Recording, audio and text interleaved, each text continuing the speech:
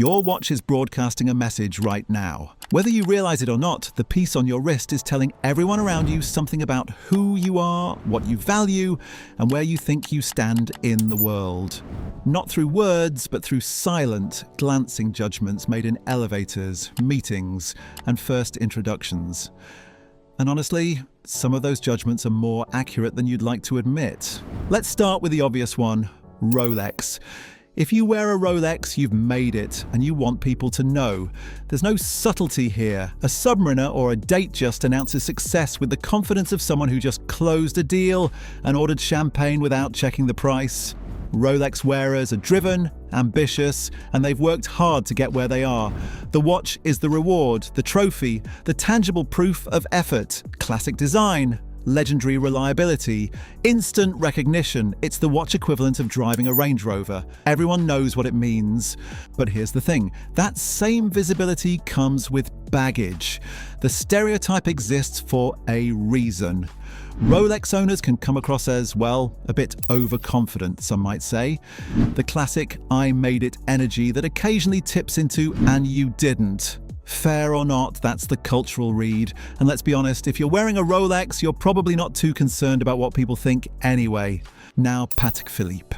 Different league entirely. If Rolex is the loud celebration, Patek is the quiet nod across the room between people who don't need to explain themselves. Few people have earned the right to wear one, and those who do are often at the very top of their field. Wealth, taste, legacy. Patek Philippe doesn't just represent success, it represents arrival. The kind of success that thinks in generations, not quarters. These watches are made to be passed down, becoming family heirlooms that the wearer appreciates craftsmanship at the highest level, understands the heritage, and values understatement over flash. But that same exclusivity breeds its own stereotype. Patek owners can seem distant, snooty even. The summit of Mount Olympus is a lonely place after all. Then there's Omega, the pragmatic choice, the watch for someone who considered a Rolex but didn't want the spotlight or the cultural baggage that comes with it. Omega wearers are still serious about watches. They appreciate quality, history, and design. But they've opted out of the Rolex theatre. They don't need instant recognition or heavy signaling. They're confident enough in their own achievements that they don't require a crown on their wrist to prove it. Omega says, "I know what I'm doing, and I don't need your validation." It's a quieter flex, but a flex nonetheless. Tool watches are a different breed altogether. These are the Seiko divers, the Tudor Black Bays, the watches built for function first and aesthetics second. If you wear a tool watch, you probably value practicality over prestige. You want something that can take a beating and keep running. You've likely got at least one good scar and a story about how you got it. Tool watch wearers tend to be independent, resourceful, and drawn to self-reliance. They'd rather fix something themselves than call for help. This is the watch of someone who spends weekends hiking, sailing, or working on a project, not attending charity galas. It's unpretentious, honest, and refreshingly straightforward. Chronographs tell a different story: speed, precision, complexity.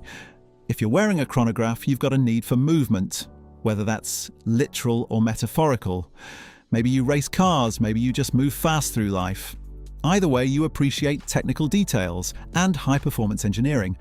Chronograph wearers are competitive, bold, and always measuring something, even if it's just how quickly they can get through their emails, which, ironically, is never fast enough. There's an energy to these watches that mirrors the people who choose them. Dress watches, on the other hand, speak in whispers. Thin cases, leather straps, minimal dials, no complications, no fuss. If you wear a dress watch, you believe in elegance over trends, craftsmanship over flash. You're calm, confident, and you prefer quiet luxury to loud declarations. A dress watch doesn't scream for attention. It waits to be noticed by those who know what to look for.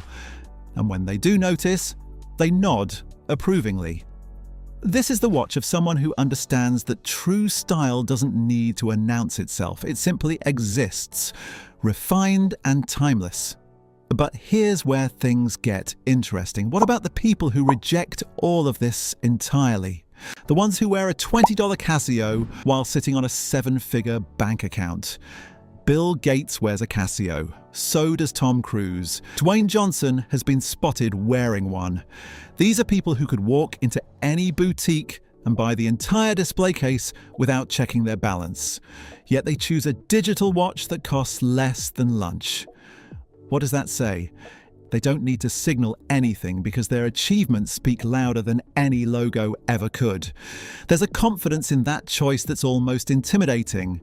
It's the ultimate anti-flex. Or maybe they just appreciate something that works without requiring a service appointment every 5 years. Either way, it's a power move disguised as humility. The smartwatch versus mechanical watch divide reveals something fascinating about priorities. Smartwatch wearers are plugged in, efficient. They want their wrist to do more than tell time, track steps, monitor heart rate, answer calls. It's a tool for optimization. These are people who thrive on connectivity and control, who schedule their days down to the minute and measure their progress in metrics. There's nothing wrong with that. But a smartwatch lacks something intangible: soul, heritage, permanence. It's a gadget that will be obsolete in 3 years, replaced by the next model with marginally better features. A mechanical watch, on the other hand, is built to outlast you. It's an heirloom in waiting. Choosing mechanical over smart suggests you value longevity over conven, craftsmanship over functionality. You're opting out of the upgrade cycle, choosing something that won't ping you with notifications or need charging every night. It's a statement that not everything in life needs to be optimized. Vintage watch collectors occupy their own peculiar corner of this world, hunting down discontinued models, obsessing over original parts, debating the merits of tropical dials and ghost bezels. These are people driven by history and rarity. They don't just want a watch, they want the story behind it. The patina earned over decades, the connection to an era when things were built differently. Vintage collectors tend to be knowledgeable, meticulous, and slightly obsessive. They've gone deep into the rabbit hole, and they're not coming back. It's not about showing off. Most people wouldn't recognize a vintage Speedmaster from a modern one.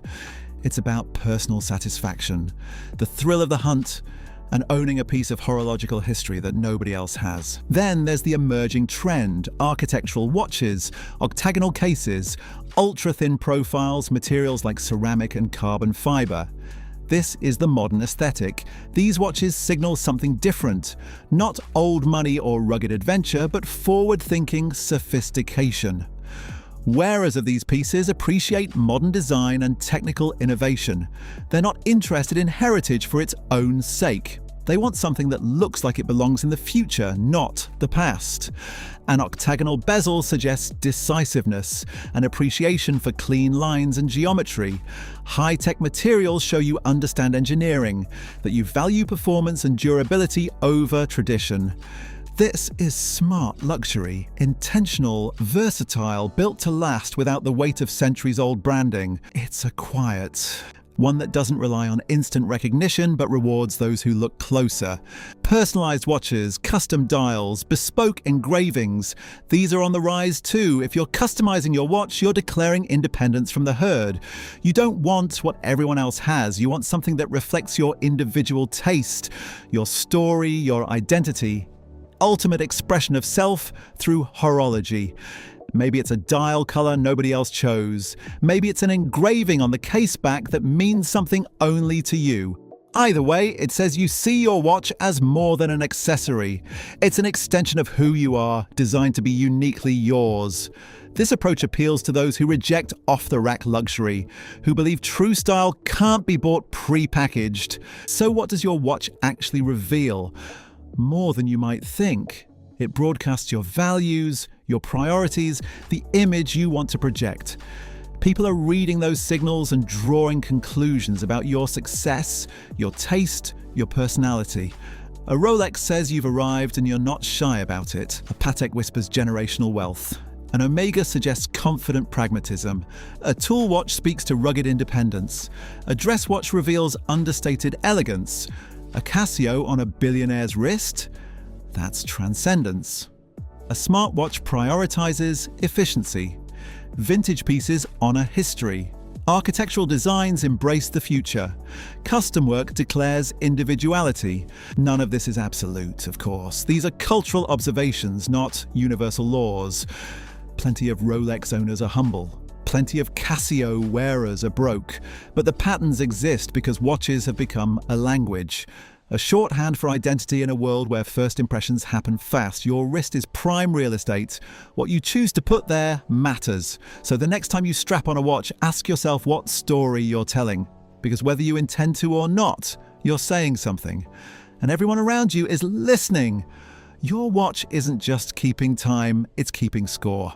And now you know exactly what game everyone else thinks you're playing.